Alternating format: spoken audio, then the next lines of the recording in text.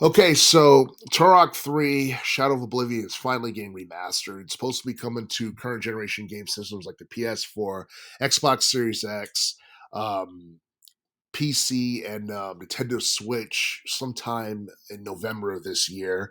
And I think a lot of people knew it was going to be a matter of time before this game got remastered because Turok 2 Seeds of Evil got remastered and re released a couple of years ago for multiple game systems as well. But the thing is, the Turok series is not nearly as popular as it was back in the 90s, early 2000s, mainly because the landscape of gaming has changed a lot.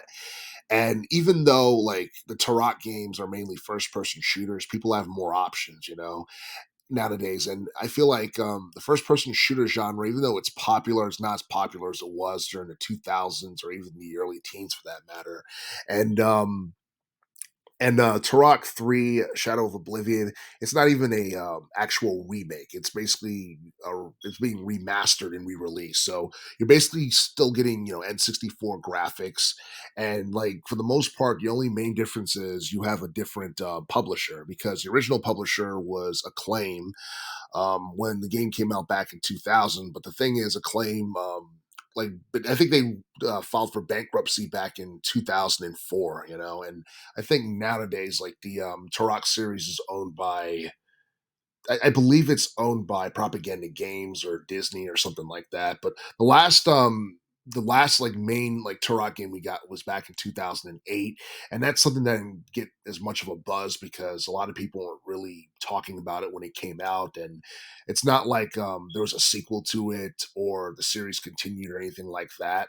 But yeah, Turok, brings back a lot of fond memories for many people, and a lot of people would go on record and say that Turok 3 it was probably um, it wasn't bad, but it wasn't as popular as the first two games. It wasn't as popular as Dinosaur Hunter from '97, and it wasn't as popular as Seeds of Evil. But at the same time, it was a good game nonetheless.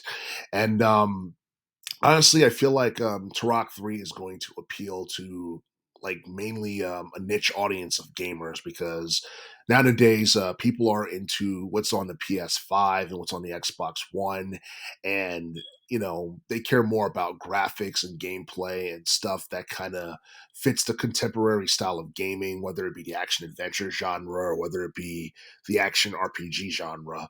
But it's cool to know that we're getting Turok 3 Shadow of Oblivion remastered, and re-released during the holiday season. But I'm not exactly sure whether or not it's going to be digital or physical or both, because I can't see Turok 3 Shadow of Oblivion, the remastered version of that game, breaking a couple of mil in sales because Turok series has been irrelevant for so long, and there hasn't really been any new installments since like the late 2000s. But it's pretty cool that this game is getting remastered.